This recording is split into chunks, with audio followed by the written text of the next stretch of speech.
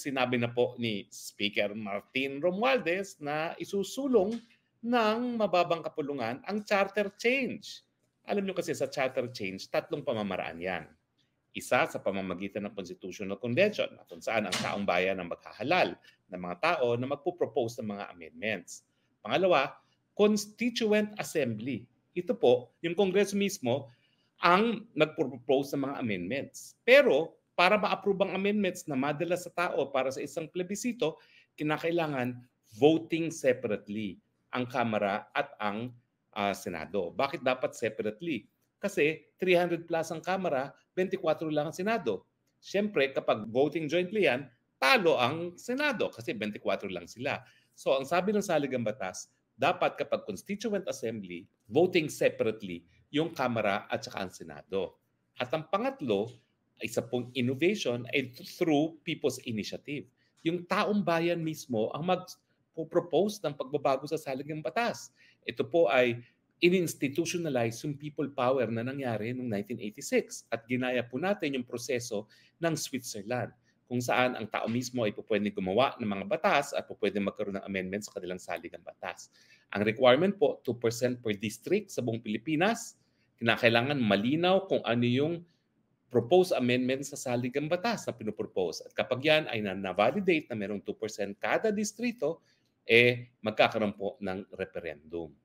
Pero ibang klase po ang nangyayari ngayon. Una-una, hindi po People's Initiative ang nangyayari. Mga kongresista ang nagsusulong. Marami po ako natanggap ng mga larawan na ang nagpapapirma daw dun sa form ng charter change through People's Initiative ay mga kongresista. Nakakatawa nga dahil ang mga nakuha pang mga larawan ay galing sa Bicol kung saan hindi naman nanalo si PBBM.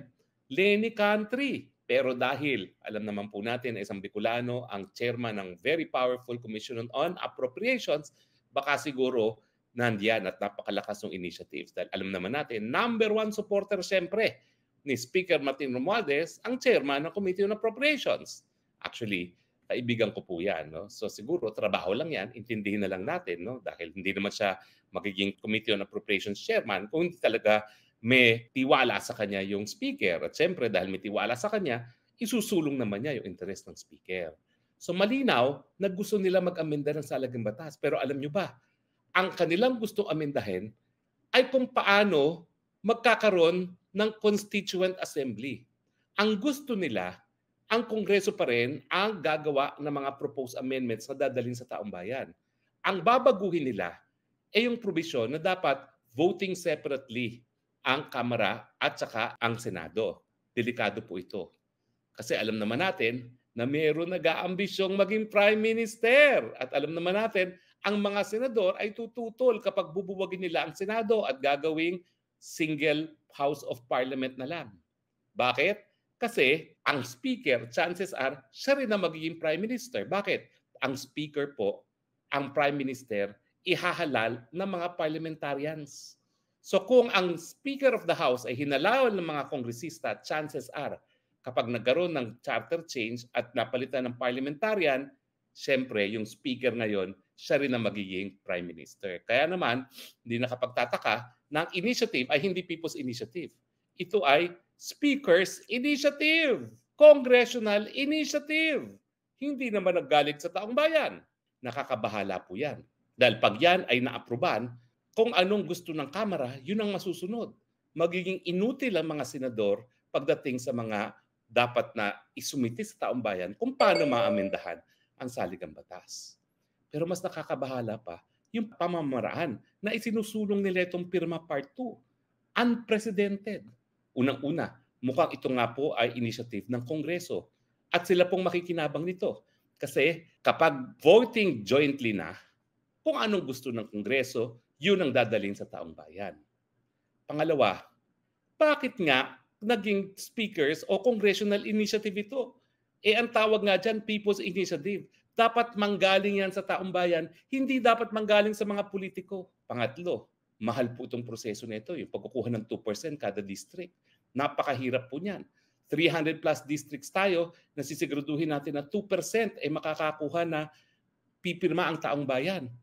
Siyempre po, magastos yan. Saan ang kinukuha ang pondo? Siyempre, kung yan ay initiative ng Kongreso, manggagaling na naman yan sa pondo ng Kamara de Representante. O yan, magagalit na naman sila. Sasabihin nila, naku, fake news na naman. Saan kukunin ng pera dyan?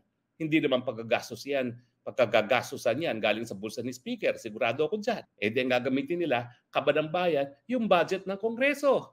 Pwede ba naman yun? People's Initiative, naging congressional initiative and funded by Congress. Pang-apat, kung gano'ng kabulok ang eleksyon, gano'n din kabulok itong pirma parto. Bakit? Namimigay po ng kwarta. Binibili o di naman kaya linoloko mga pumipirma.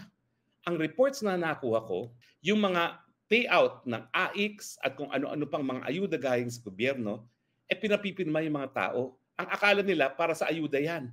Hindi nila alam para na pala sa charter change. Bakit kinakailangan linlangin ng taong bayan?